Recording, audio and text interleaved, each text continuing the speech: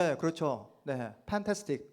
놀라운 연주였다라는 그 단어를 우리 승신이 들었죠. 네, 네. 방금 전에 보았던 이 영상은 2007년도에 미국의 워싱턴 포스트지라는 유명 시사 회사에서 진행된 그 실험인데요. 세월의 흔적이 있기도 하지만 이제 몰래 카메라이기 때문에 화질이 그렇게 좋지 않았습니다. 여러분, 세계적인 바이올리니스트 조슈아 벨이라는 사람을 들어보셨습니까? 조슈아 벨. 예. 아까 모자를 푹 눌러 쓰고, 그렇죠? 푹 눌러 쓰고 열심히 연주를 했던 그 사람이 클래식계의 대스타, 바이올린계의 대스타 조슈아 벨이었습니다. 네, 이 사람이 연주할 때마다 수많은 사람들이 티켓을 사기 위해서 줄을 서고요. 그 티켓 한 장에 수십만 원에 달한다고 해요. 그리고 아까 조슈아 벨이 연주했던 그 바이올린 얼마 정도 될까요? 그 당시에 350만 불. 지금 오늘 환율로 목사님이 제가 계산해 보니까 47억 원에 달하더라고요. 지금은 더 하겠죠. 47억 원. 그 비싼 그 바이올린 가지고 연주할 때면 수많은 사람들이 그 연주를 보기 위해서, 감동을 받기 위해서 줄을 서서 수십만 원의 돈을 내고 티켓을 샀다고 합니다. 이 워싱턴 DC 이 지하철역에서 연주하기 전에, 이 실험 영상을 찍기 전 며칠 전에 보스턴 콘서트 홀에서 이미 엄청난 환호와 박수를 받으면서 콘서트를 마쳤다고 해요. 동일한 사람이에요. 그리고 지금 연주했던 내용이 바흐의 연주곡입니다. 이 연주를 하는데 그 며칠 전에는 그 수천 명의 사람들이 수십만 원의 돈을 들고 매진 당하는 그러한 놀라운 그 감동과 은혜를 받았던 이 조슈아 벨인데, 이 조슈아 벨이 동일한 악기를 가지고 지하철역에서 연주하자 수많은 사람들이 그냥 지나쳐 버립니다. 발걸음을 멈추지 않아요. 아까 봉지 든 여성 봤죠? 그 여성만이 나중에 가서 It was fantastic. 너무나 멋진 연주였습니다. 그래서 그냥 감사합니다라고 이렇게 실험이 맞춰지는 영상을 여러분이 보신 것입니다.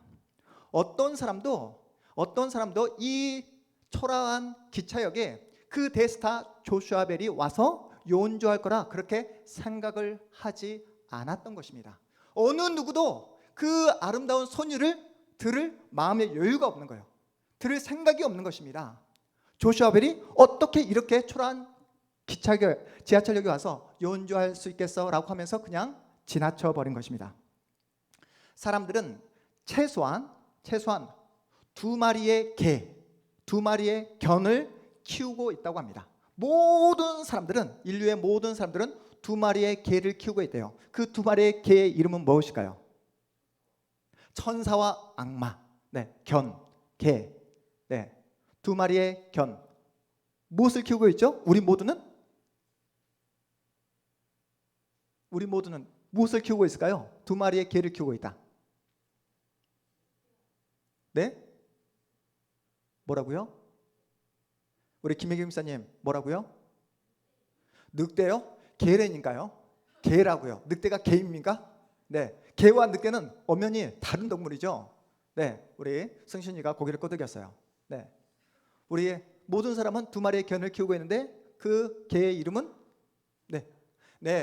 평견과 선입견이라는 개를 키우고 있다는 거예요. 모든 사람은 평견, 선입견이라는 그 개를 두 마리를 키우고 있습니다. 사람들은 보통 자기가 보고 싶은 것만 본대요. 자기가 듣고 싶은 내용만 듣는다고 합니다. 그래서 어느 한쪽으로 치우친 생각을 하게 된대요. 그게 바로 한쪽으로 치우친 생각을 편견이라고 말합니다. 세계적인 바이올리니스트 조슈아 벨이 이렇게 초라한 지하철역에서 연주할 수 있겠어? 뭐라고요? 사람들의 편견이라는 거예요. 그렇다면 여러분, 선입견이란 뭘까요?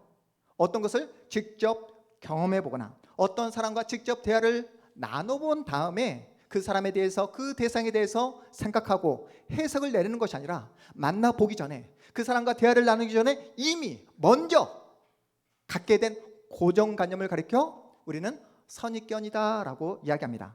여러분이 살아보지도 않은 2024년 올 한 해에 대해 미리부터 겁을 먹고 걱정하고 염려하는 분 안 계십니까? 살아계신 하나님이 나와 함께 하시기에 올 한 해 우리가 걸어가는 우리 2024년을 가리켜 우리는 여행이고 모험이고 탐험이라고 우리가 그렇게 이야기했잖아요. 그런데 그러한 사실을 잊어버린 채 나는 올 한 해도 힘들 것 같아. 나는 안 돼. 나는 절대로 못해. 나에게 어떻게 좋은 일이 일어날 수 있겠어? 이렇게 처음부터 부정적이고 안 된다는 이러한 선입견을 가지고 올 한 해를 시작하는 분은 안 계십니까? 요즘 갈수록 우리가 나와 다른 상대와 대화를 나누기가 힘든 시대가 되어가는 것 같습니다. 우리 집사님들 부부간에 대화가 잘 통하시죠? 네. 김충환 집사님 대화가 잘 통하시죠? 네. 마지못해 네. 어떠십니까?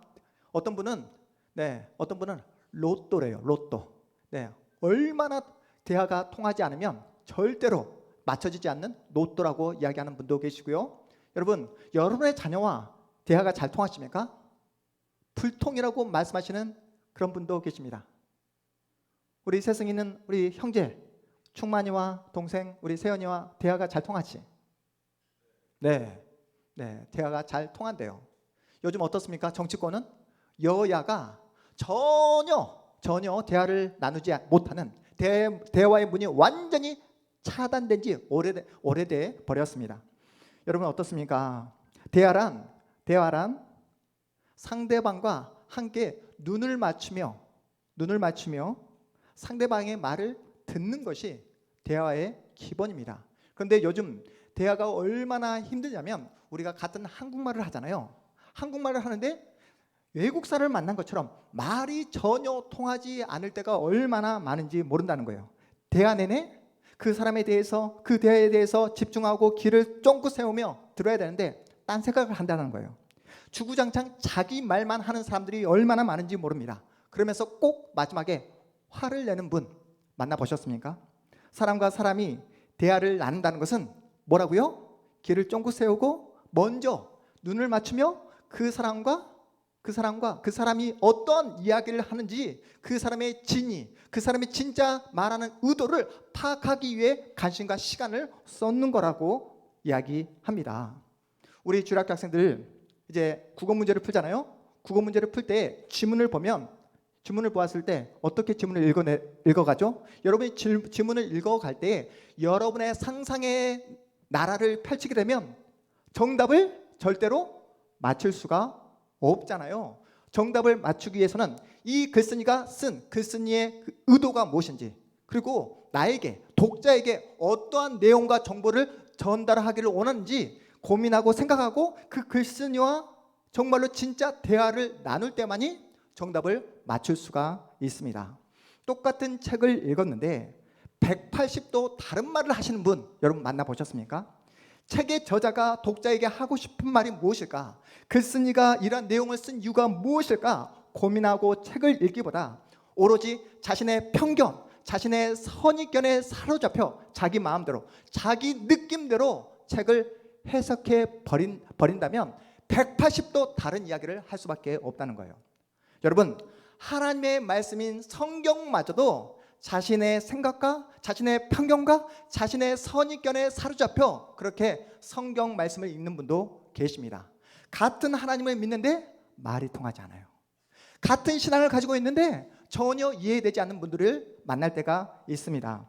자기 느낌대로 자기 마음대로 성경을 해석해 버렸기 때문입니다.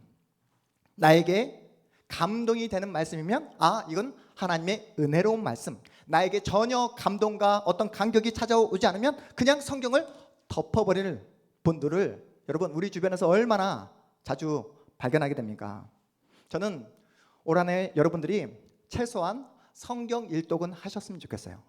여러분이 할 수만 있다면 말씀을 읽고 큐티하는 그런 훈련도 감당하셨으면 좋겠습니다. 그런데 여기서 중요한 것은요, 여러분의 마음과 여러분의 느낌대로 성경을 읽으면 된다 안 된다?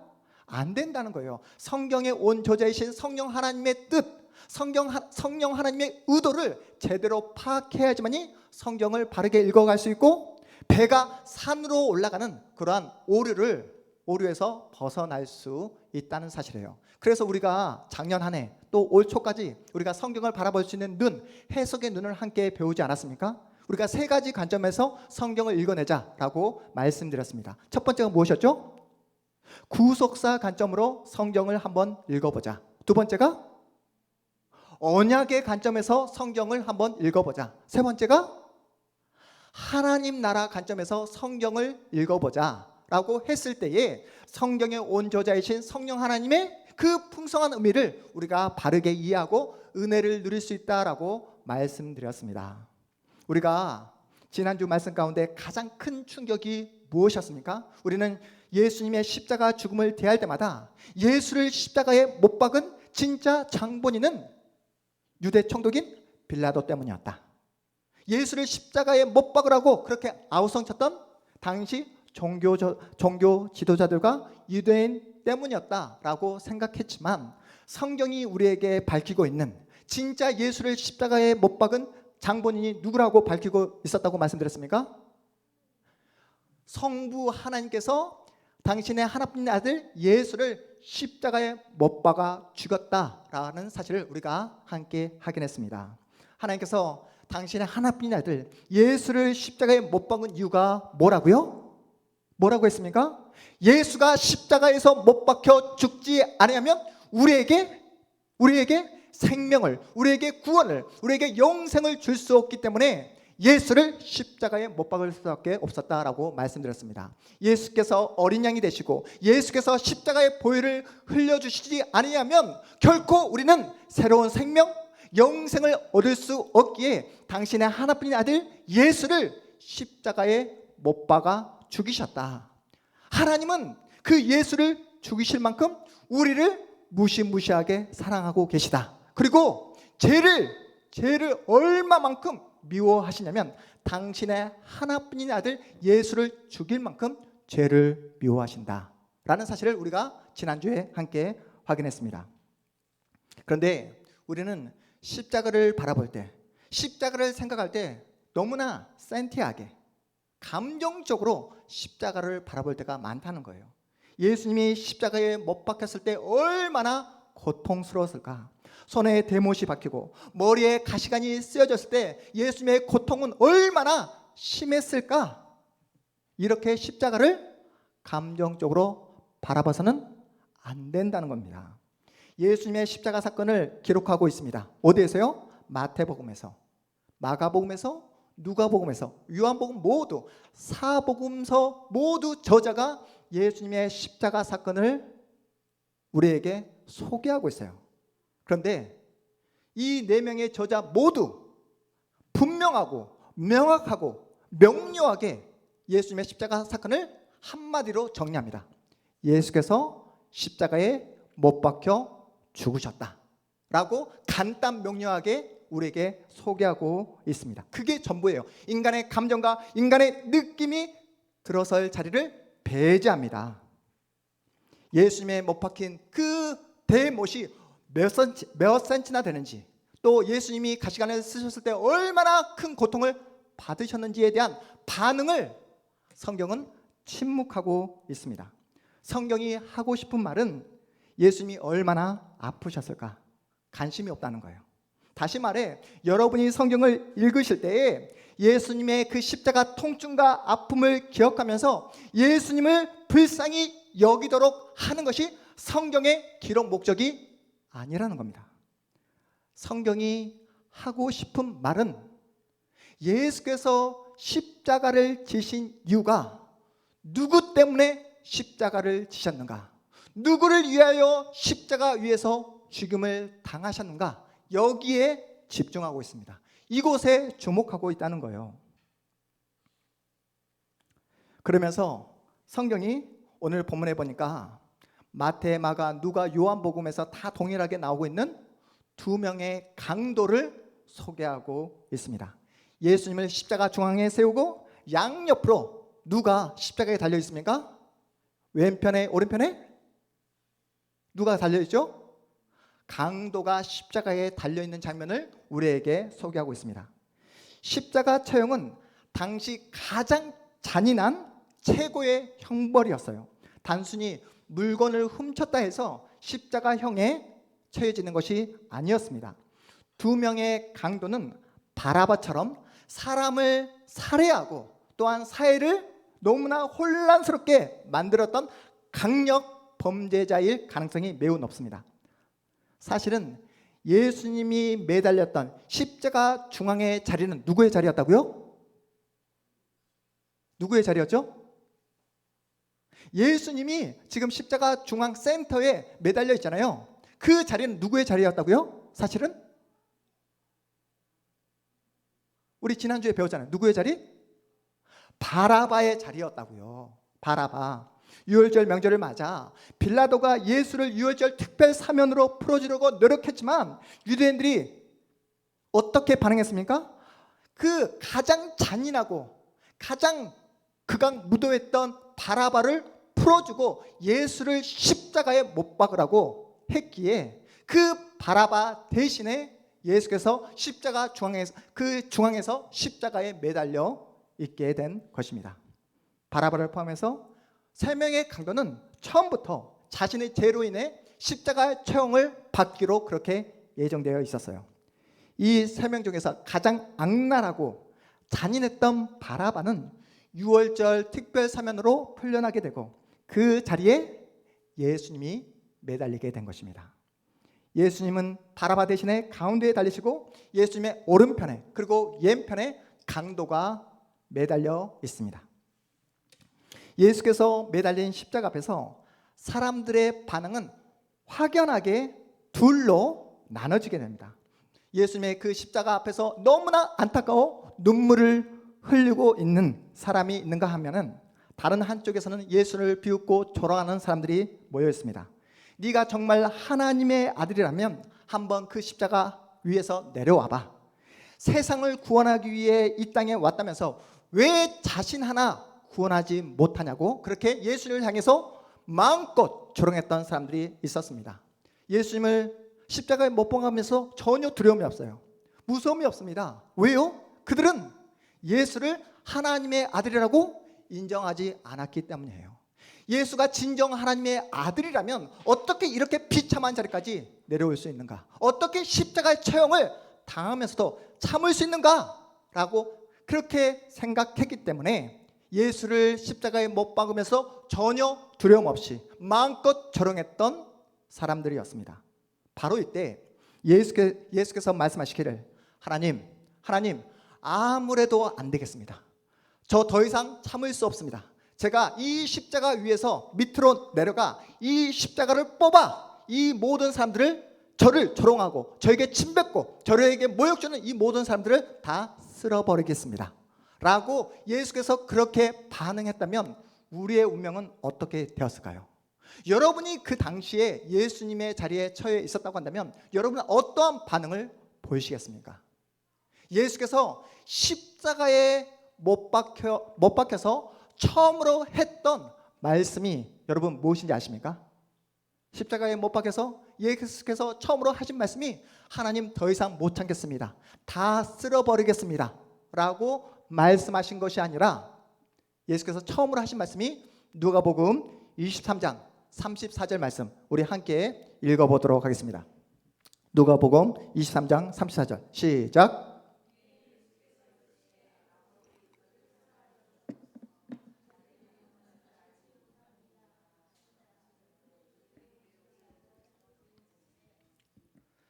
예수께서 십자가에 달리셔서 가장 먼저 하신 말씀이 무엇이라고요? 아버지 저들의 죄를 사하여 주옵소서 자기들이 하는 것을 알지 못함이니이다 라고 말씀하십니다. 아버지 저들의 죄를 사하여 주옵소서. 지금 자기들이 하는 일이 무엇인지 전혀 알지 못하고 있습니다. 예수님은 자신을 향해 침을 뱉고 조롱하고 모욕하는 그 사람들을 향해서 저주하고 심판을 명한 것이 아니라 그들의 죄를 용서해 달라고 하나님을 향해 용서의 기도를 드리고 계십니다. 이러한 광경을 바로 옆에서 누가 목격했다고요? 십자가에 달린 오른편 강도, 왼편 강도가 동일하게 그 광경을 목격하게 됩니다. 충격적인 광경을 바라보면서 이 두 사람의 반응이 완전히 달라요. 한 강도는 당신이 하나님의 아들이십니까? 그렇다면 나를 용서하시고 나를 구원하여 주옵소서, 이렇게 반응합니다. 다른 한 강도는 당신이 하나님의 아들이십니까? 라고 동일한 질문을 던지지만 반응이 완전히 다릅니다. 왜 저만 이렇게 비참하게 십자가에 죽어야 되겠습니까? 라고 예수님을 향해서 불평하고 원망했던 왼편의 강도가 있었습니다. 십자가에 매달린 두 강도의 질문은 여러분 똑같았어요. 당신이 하나님의 아들이십니까? 당신이 하나님의 아들이십니까? 그런데 두 사람이 보인 반응은 전혀 180도 달랐다는 거예요. 이렇게 두 사람의 반응이 이토록 다를 수 있었을까요? 한 사람은 더 이상 소망이 없는 막장 인생이었고, 다른 한 강도, 오른편에 있었던 그 강도는 일말의 양심이라는 게 있었기 때문에 이런 반응을 보였던 것일까요?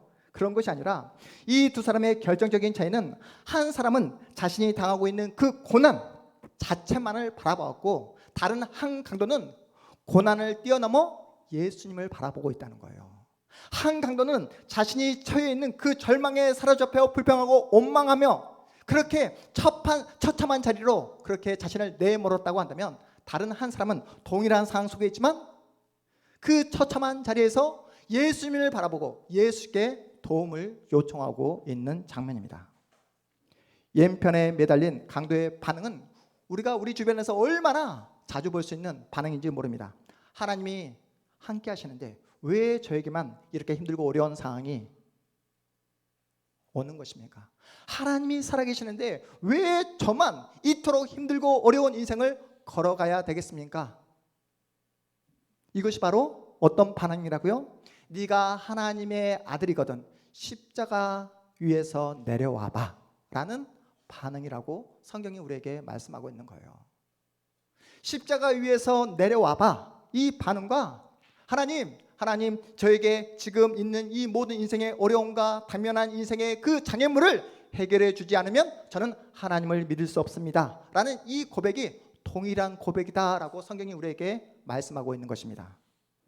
예수를 믿지 않는 많은 사람들의 변명과 핑계가 무엇입니까? 자기가 당하고 있는 고난과 고통과 힘듦과 어려움 때문에 예수를 믿을 수 없다라고 그렇게 말씀하는 분들이 얼마나 많은지 모릅니다. 그런데 고난과 고통 때문에 예수를 믿는 분들이 계시지 않습니까? 힘들고 어렵기 때문에 더욱더 하나님을 의지하는 사람이 있습니다. 고난과 고통을 당할 때에 어떤 사람은 더욱더 하나님을 의지하는 사람이 있는가 하면은 그 고난과 고통 때문에 하나님을 떠나는 사람이 있다는 거예요. 예수님의 이 십자가 사건은 예수께서 십자가에 매달린 그 순간 모든 인류는 이 두 가지의 반응으로 완전히 나눠지게 되었습니다.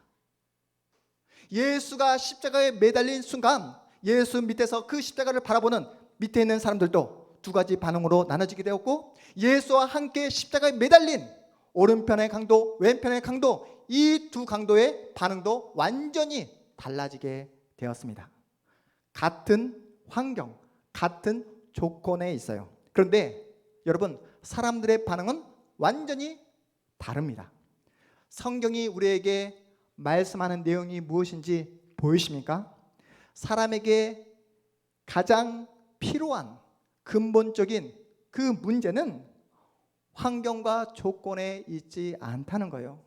우리가 마주하는 그 상황에 있지 않고 우리에게 가장 큰 문제는 무엇이다? 환경과 조건이 아니라 내 자신이다라고 성경이 우리에게 말씀하고 있습니다. 성경은 우리를 가리켜 죄인이다라고 우리에게 지적하고 있는 거예요. 여러분, 성경이 우리에게 분명하게 지적하고 있는 내용이 뭐냐면, 인간이란 존재는 죄를 짓는 존재이고 인간이 가장 기뻐하고 가장 행복해하는 그 순간은 죄를 짓는 그 순간이다라고 우리에게 고발하고 있습니다. 우리가 더 좋은 환경과 더 좋은 조건을 우리가 하나님 앞에 기도하지만 그 더 좋은 조건이 우리에게 주어졌을 때 인간이라는 존재는 더 많은 죄를 짓는 존재라고 우리에게 지적하고 있는 거예요. 우리는 죄밖에 짓지 않습니다. 내가 죄인 중에 괴수입니다 라고 고백했던 그 사도 바울의 그 고백이 우리의 진정한 고백이 되었을 때 비로소 우리에게 구원의 문이 활짝 열려지게 된다는 말씀입니다. 여러분, 당시 종교 지도자들 어떤 사람이었습니까? 자신들은 의롭다고 생각했던 사람이었습니다. 예수를 십자가에 못 박으라고 그렇게 아우성쳤던 유대인들 어떤 사람이었습니까? 자신들만큼은 하나님께서 자신들을 선택해 주신 선민, 의인이다라고 그렇게 믿었습니다. 그렇게 자신들은 의인이다, 선민이다 믿었던 그 당시 종교 지도자들과 유대인들이 예수를 십자가에 못 박으라고 그렇게 아우성쳤던 사람들임을 여러분 기억하시기 바랍니다. 자신들은 죄인이 아니라고 죄인됨을 거부했던 사람들이었습니다. 세상아, 물에 빠진 사람을 구할 때 가장 좋은 시점이 언제라고 말을 하죠? 물에 빠졌어. 한 사람이 물에 빠졌을 때 바로 그 사람을 구하게 되면 더 함께 구하는 사람마저도 위험에 처해질 수 있다고 합니다. 물에 빠진 사람이 힘이 있고 살려고 바둥바둥거리고 그리고 호적거리게 되면 구조하는 사람을 때리기도 하고 구조하는 사람과 함께 붙잡고 물속에 함께 들어갈 수 있는 그런 위험천만한 상황이 벌어질 수 있대요. 그래서 물에 빠진 사람을 구하는 가장 좋은 시점은 그 물에 빠진 사람이 완전히 힘이 빠지게 되었을 때, 그래서 물속으로 들어가는 그 순간 뒤에서 구조하는 것이 가장 안전하게 물에 빠진 사람을 구조할 수 있는 방법이다라고 이야기합니다. 여러분 어떻습니까? 나는 의인이다, 나는 죄가 없다, 나는 내 힘으로 얼마든지 살 수 있다라고 생각하는 사람은 어떻게 한다고요? 계속해서 구원과 생명을 얻을 수 없다는 사실이에요. 우리 모두는 예수님 오른편에 매달린 강도와 같은 죄인입니다. 우리 스스로 우리의 죄된 본성을 해결할 수 없기에 우리의 죄된 본성을 해결해 주시기 위해 우리 주님께서 십자가를 지신 줄 믿으시기 바랍니다. 우리의 환경과 우리의 조건을 고쳐주기 위해 십자가를 지신 것이 아니라 우리의 본성을 완전히 새롭게 해주시기 위해 우리에게 완벽한 생명을 우리에게 부여하기 위해 십자가 고난을 당하신 줄 믿으시기 바랍니다. 여러분, 그래서 결국 우리의 마음의 태도를 바꾸기 위해서는 날마다 우리는 무엇을 바라봐야 된다고요? 십자가를 바라보고 우리의 진리 되신 예수 그리스도를 바라볼 때 우리의 마음의 태도를 바꿀 수 있습니다. 우리가 아무리 힘들고 어렵고 낙심되는 그 상황이 나에게 찾아온다 할지라도 십자가를 통과하게 되면 지금 이 모든 시간과 이 모든 순간과 상황들이 누구와 함께? 주님과 함께하는 여행이며 탐험이며 모험이라는 사실을 깨달을 수 있다는 거예요. 십자가를 통과할 때만 우리가 기쁨으로 내 자신을 희생하는 자리로 걸어갈 수 있다는 것입니다. 이것이 바로 예수를 믿는 신자와 예수를 믿지 않는 불신자의 가장 큰 차이라고 성경이 우리에게 말씀하고 있습니다. 여러분, 예수를 믿지 않는 불신자들은요, 절대로 십자가를 통과할 수 없습니다. 절대로 자기를 희생하는 자리로 나갈 수 없습니다. 오직 자기 영광과 자신의 명예와 자신의 그 쾌락만을 위해 살아갑니다.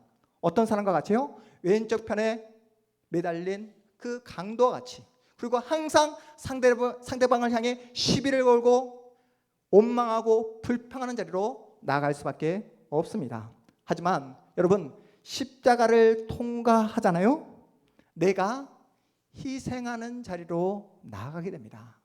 십자가를 바라보고 예수를 붙잡게 되잖아요. 주님, 저는 죄인입니다. 주님께서 들어가시는 그 나라에 가실 때 저를 기억하여 주옵소서. 누가 했던 말입니까? 오른편에 매달린 그 죄인이 했던 고백입니다. 내가 죽는 자리로 나아가게 되잖아요. 내가 희생과 섬김의 자리로 나아갈 때 여러분의 자리가 어떻게 변하게 되냐면, 기쁨은 증폭이 되고 슬픔은 소멸되는 놀라운 역사가 나타나게 되는 줄 믿으시기 바랍니다. 여러분이 예수를 붙잡고 예수를 의지하며 십자가를 통과할 때만이 모든 걱정과 근심이 사라지는 그 놀라운 역사가 나타나게 되는 줄 믿으시기 바랍니다.